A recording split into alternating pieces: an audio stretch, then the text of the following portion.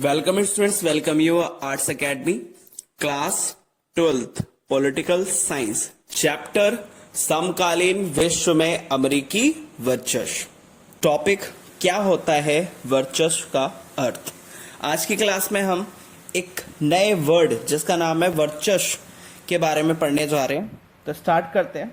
First point है, विश्व राजनीति में भी विभिन्न देश या देशों के समूह ताकत पाने और कायम रखने की लगातार कोशिश करते हैं।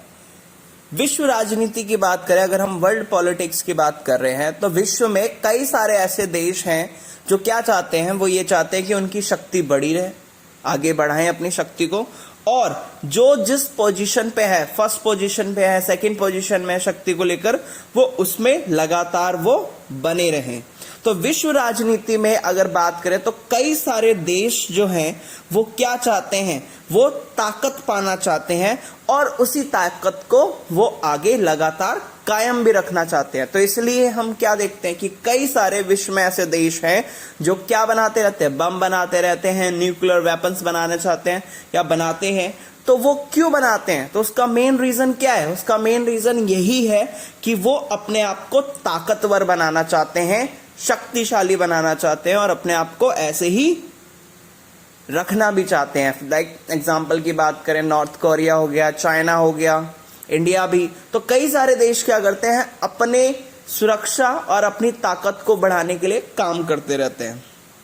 इसके बाद यह ताकत, मतलब कि जो मैंने अभी बताया आपको कि ताकत लगातार वो पाना चाहते हैं और उसको बनाए रखना चाहते हैं।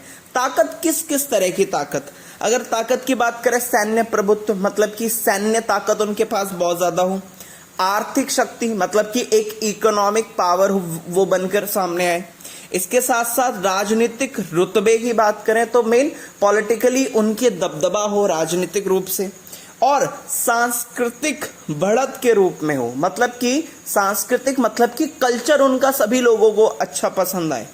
तो ये ताकत किस किस फील्ड में चाहते हैं, कौन कौन से क्षेत्र में चाहते हैं? सबसे पहले सैन्य प्रभुत्व में, दूसरा आर्थिक शक्ति में, तीसरा राजनीतिक रुतबे में, और फोर्थ आता है सांस्कृतिक बढ़त के रूप में। तो इन सभी क्षेत्र में ये क्या चाहते हैं, अपनी ताकत को बढ़ाना चाहते हैं और उसको लगातार कायम रखना चाहते हैं। नेक्स्ट पॉइंट आता है, हम विश्व राजनीति को समझना चाहें तो हमें विश्व के विभिन्न देशों के बीच शक्ति के बंटवारे को समझना पड़ेगा। अगर हमें वर्ल्ड पॉलिटिक्स या विश्व राजनीति के बारे में हमें पढ़ना है या उसको समझना है, तो हमें विभिन्न देशों के शक्ति के बीच उनके शक्ति के बंटवारे को समझना पड़ेगा। मतलब कि हमें ये देखना पड़ेगा, अगर हमें वर्ल्ड पॉलिटिक्स पढ़नी है तो हमें ये देखना पड़ेगा कौन से देश के पास कितनी शक्ति है। अगर एग्जाम्पल के तौर पे बात करें, अगर शीत युद्ध की बात करते हैं, तो आपको पता है शीत युद्ध के टाइम पे सिर्फ दो ही देश थे जिनके पास सबसे ज्यादा ताकत थी। तो शीत युद्ध के समय में अमेरिका और सोवियत संघ, ये दो शक्ति के अलग अलग क्या थे, केंद्र थे, और यही क्या कर रहे थे, लीड भी कर रहे थे, विश्व को आगे लेकर भी जा रहे थे, क्योंकि शक्ति में यही दोनों सबसे ज्यादा शक्तिशाली थे। तो हमें ये पता चला कि अगर हमें वर्ल्ड पॉलिटिक्स पढ़नी है तो हमें सभी देशों के, विभिन्न देशों के शक्ति के बंटवारे को समझना पड़ेगा। हमने एग्जाम्पल लिया, शीत युद्ध की बात की, तो शीत युद्ध के टाइम पे हमें देखने को यही मिलता है कि अमेरिका और सोवियत संघ के बीच में ही क्या थी, शक्ति थी। क्या ये शक्ति के केंद्र माने जा सकते हैं?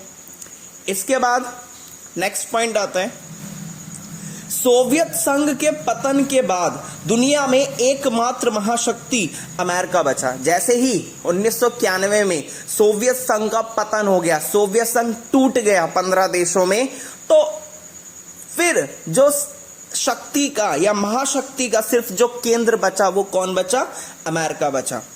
इसके बाद जब अंतरराष्ट्रीय व्यवस्था किसी एक महाशक्ति के दबदबे में हो तो इसे एक ध्रुवीय व्यवस्था भी कहा जाता है। अगर आपसे क्वेश्चन पूछा जाए एक ध्रुवीय व्यवस्था किसे कहा जाता है या एक ध्रुवीय किसे कहा जाता है, तो इसका आंसर है जब अंतरराष्ट्रीय व्यवस्था में किसी एक महाशक्ति के दबदबे में हो तो इसे एक ध्रुवीय व्यवस्था कहा जाता है। मतलब कि जब अंतरराष्ट्रीय स्तर पर एक ही देश के पास सबसे ज्यादा शक्ति हो या एक ही देश महाशक्तिशाली हो, तो उस व्यवस्था को, उस सिस्टम को क्या कहा जाएगा?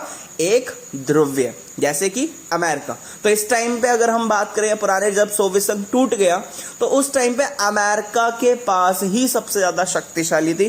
तो उस व्यवस्था को, उस सिस्टम को हमने क्या कहा? एक ध्रुवीय व्यवस्था कहा। इसके बाद नेक्स्ट पॉइंट की तरफ आते हैं। तो नेक्स्ट पॉइंट में है, अंतरराष्ट्रीय व्यवस्था में ताकत का एक ही केंद्र हो तो इसे वर्चस्व, हेगमनी शब्द के इस्तेमाल से वर्णित करना ज्यादा उचित होगा। अगर हम बात करें अंतरराष्ट्रीय व्यवस्था में, जब ताकत एक ही जगह केंद्रित होती है, मतलब कि अंतरराष्ट्रीय व्यवस्था में जब ताकत किसी एक के पास हो या एक के पास ही केंद्रित हो, तो उसके लिए हम एक नया वर्ड, एक नया शब्द इस्तेमाल करते हैं जिसको कहा जाता है वर्चस्व, और इंग्लिश में इसको कहते हैं हेगमनी का शब्द का इस्तेमाल किया जाता है। होप सो आपको समझ में आया होगा। एक बार रिकॉल करा देते हैं। अगर आपसे क्वेश्चन पूछे वर्चस्व के अर्थ के बारे में बताइए, तो आप इसमें बता सकते हैं, क्या बता सकते हैं? कि विश्व राजनीति में विभिन्न देश या देशों के समूह के बीच ताकत पाने और उसको कायम रखने की वो लगातार कोशिश करते रहते हैं। और उनके बीच में ताकत किस चीज की होती है? सैन्य प्रभुत्व की, आर्थिक शक्ति की, राजनीतिक रुतबे की और सांस्कृतिक बढ़त के रूप में वो चाहते हैं कि वो बढ़ती रहे।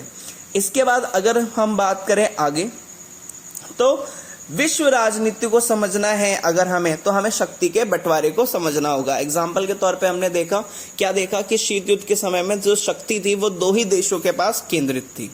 इसके बाद अगली बात करते हैं, तो सोवियत संघ के टूटने के बाद या उसके पतन के बाद अमेरिका एकमात्र महाशक्ति बना, और जब किसी देश के पास, एक देश के पास सबसे ज्यादा शक्ति या महाशक्ति के दबदबे में पूरा देश काम करे, तो पूरा विश्व काम करे, तो उसे क्या कहा जाता है? एक ध्रुवीय व्यवस्था।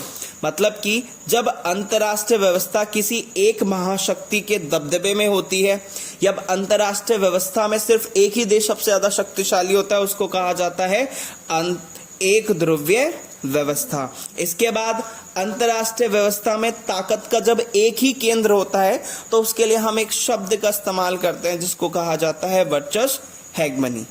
होप सो आपको समझ में आया होगा। Thank you.